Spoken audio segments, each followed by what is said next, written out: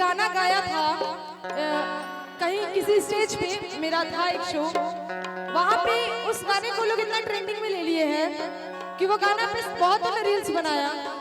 और वो गाना बहुत ही प्यारा गाना है, मुझे लगता है इन लोग के लिए मैं सुनाऊं।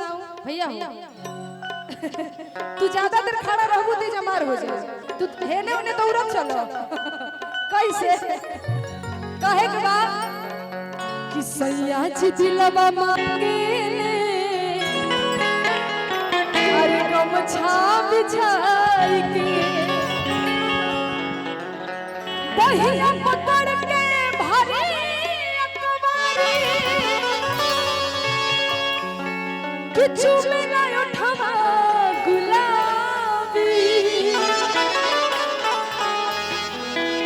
काश कही हम आपन दुखवा सैया मिलल बा शराबी। अरे जिया जिया ये फुलझड़ी रेडियो लेवो की घड़ी, अरे की जवनिया भइल दारू, अरे तो केहू पिए वाला बाका, अरे की मस्ती में मस्त बानी बिक जिए वाला बाका, ई जवनिया भइल दारू, ई जवनिया भइल दारू, केहू पिए वाला बाका, ई जवनिया भइल दारू, अरे केहू पिए वाला बाका, मस्ती में मस्त बानी, मस्ती में मस्त बानी, बिक जिए वाला बाका। एगो गीत हमरा बड़ा सुंदर याद बा, हम एगो गीत गइले रही, एक जानी अपना ननद अपना भौजाई से कहत रही कि हमारा बियाह करे के बता जान तर हमारा मर्द कैसन चाहिए, कि नहीं चाहिए सोना चांदी मकान भौजी, कि नहीं चाहिए सोना चांदी मकान भौजी, तो का चाहिए, तो हमारा चाहिए सुल्तानगंज से पुलिस जस जवान भौजी, तो हमारा चाहिए मोती चौक पुलिस जस जवान भौजी। कैसे ए बाबू ने कि नहीं चाहिए सोना चांदी मकान भौजी, नहीं चाहिए सोना चांदी मकान भौजी, नहीं चाहिए सोना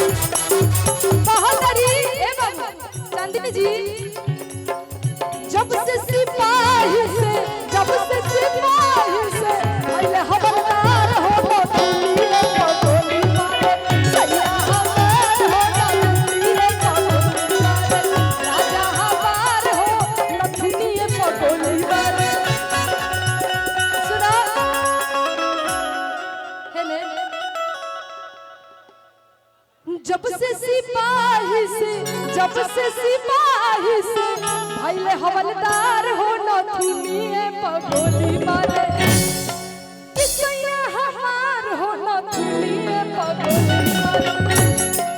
हाँ सर कुछ बोलेंगे क्या? आइए आप लोग ऐसे कीजिएगा तो हम प्रोग्राम अभी स्थगित कर देंगे, थोड़ा शांति बनाए रखिए। इसलिए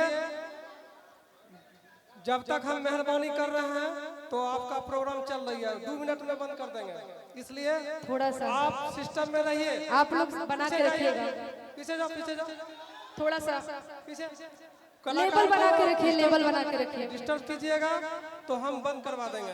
सर यहाँ पे उपस्थित है तो आप सभी का अनुरोध है कि सर की रिस्पेक्ट करें और सर के अनुसार आप लोग काम करिएगा तो प्रोग्राम चलेगा, तो इसीलिए सहयोग जरूरी है। पीछे जाइए, पीछे पीछे इधर पीछे, आराम से बैठिए। शांति का दान देंगे तो आपको कलाकार लोग अच्छा आनंद देंगे, और आप ऐसे कीजिएगा तो हम बंद करवा देंगे। ठीक है, बंद करवा दें।